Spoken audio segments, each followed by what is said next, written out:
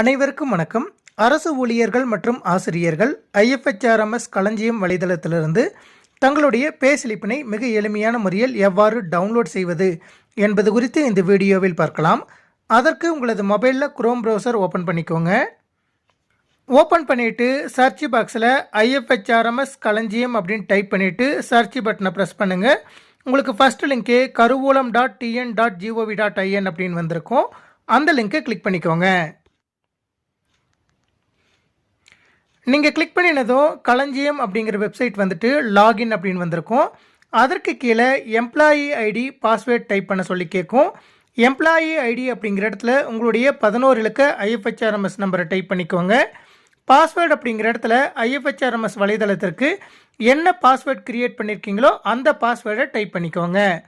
நீங்கள் ஐஎஃப்ஹெச்ஆர்எம்எஸ் ஐடியும் பாஸ்வேர்டும் டைப் பண்ணி முடித்ததுக்கப்புறம் வெளியே வச்சு ஒரு ப்ரெஸ் பண்ணிவிட்டு அதன் பிறகு சைன்இன் அப்படிங்கிற ஆப்ஷனை கிளிக் பண்ணுங்கள். நீங்கள் கிளிக் பண்ணினதும் உங்களுடைய லாகின் பேஜ் வந்திருக்கும். அதில் அப்ளிகேஷன்ஸ் அப்படின்னு வந்திருக்கும். அது மேலே ஸ்க்ரோல் பண்ணிகிட்டே போனீங்கன்னா பே ஸ்லிப் அப்படின்னு ஒரு ஐக்கன் கொடுத்துருக்காங்க. அந்த ஐக்கனை கிளிக் பண்ணிக்கோங்க. நீங்கள் கிளிக் பண்ணினதும் பே ஸ்லிப் அப்படின்னு வந்துட்டு செலக்ட் இயர் அப்படின்னு கேட்கும்.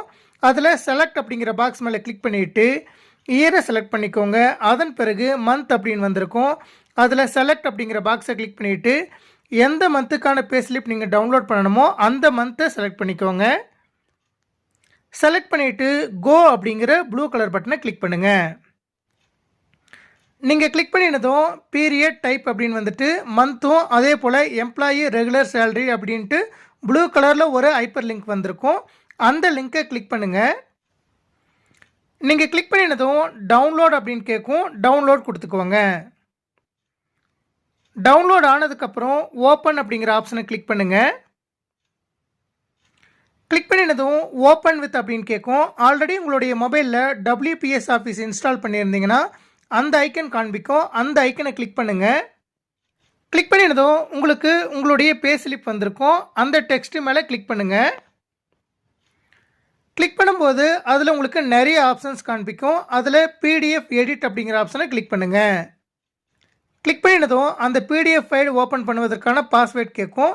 அந்த இடத்துல உங்களுடைய டேட் ஆஃப் பர்த்தை ஸ்பேஸ் விடாமல் DDMMYYYY ஃபார்மேட்டில் டைப் பண்ணிக்கோங்க.